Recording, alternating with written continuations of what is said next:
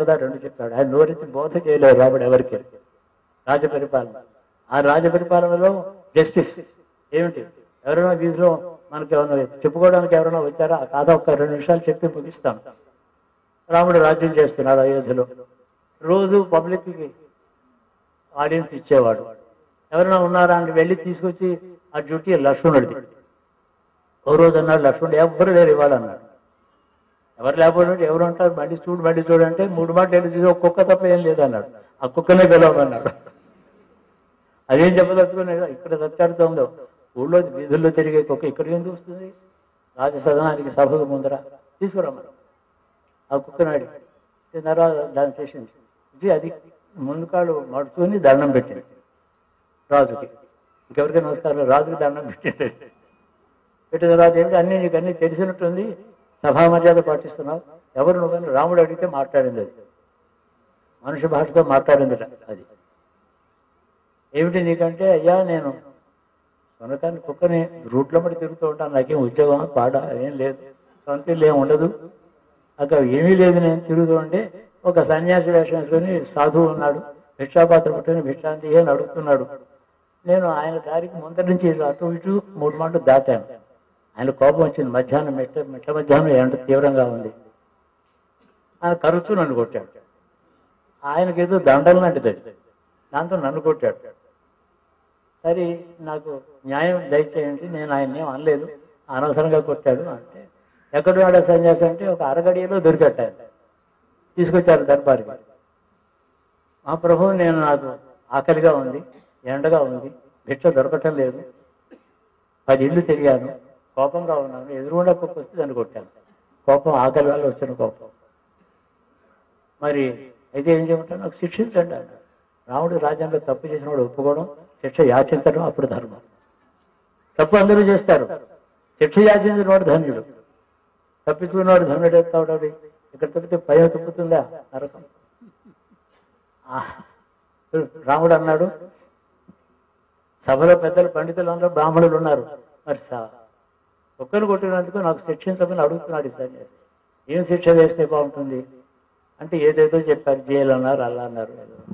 వాడి దగ్గరకు పైన వేయడానికి వాడి దగ్గర ఏం లేదు.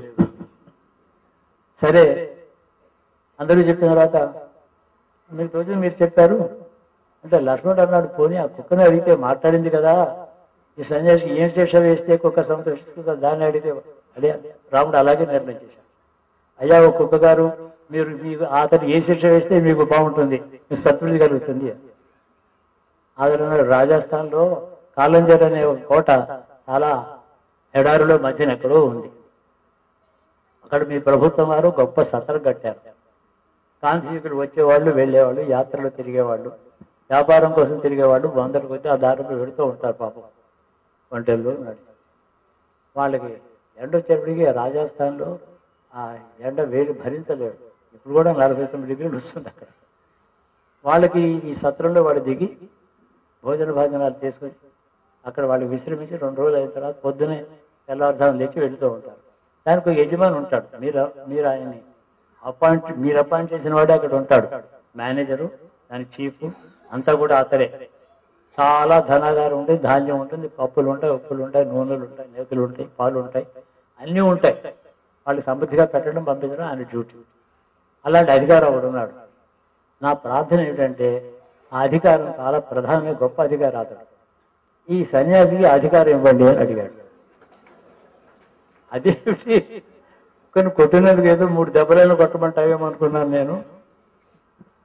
అది అతనికి పెద్ద అధికారం ఏమంటావేంటి అంటే, అదంతా లేదు, నేను చెప్పినట్టు చేయండి అన్నాడు.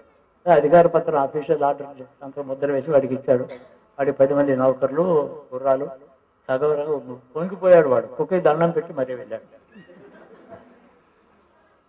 కుక్కను అడిగారు, ఇది ఏమన్నా అర్థం ఉందా, ఎలాగే ఉంటుంది కుక్కల జడ్జిమెంటు అంటే మా అంటే కుక్క అంది, నేను పూర్వజనులే అధికారంలో ఉన్నాను అని.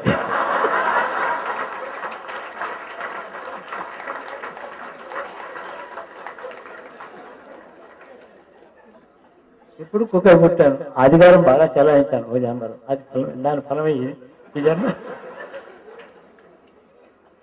ఇది ఉత్తర రామాయణంలో ఉంది కథ. ఎంత తమాషాగా ఉంది. అధికారం అధికారం అంటాం కానీ తర్వాత ఏంటి మన గతి? అది భయం. ఆ తర్వాత ఆ కుక్క ఏం చేసిందంటే కాలి నడకని శివ శివ అనుకుంటూ కాశీ వెళ్ళిపోయి అక్కడ గంగలు పూర్తి చచ్చిపోయింది అని చెప్పారు.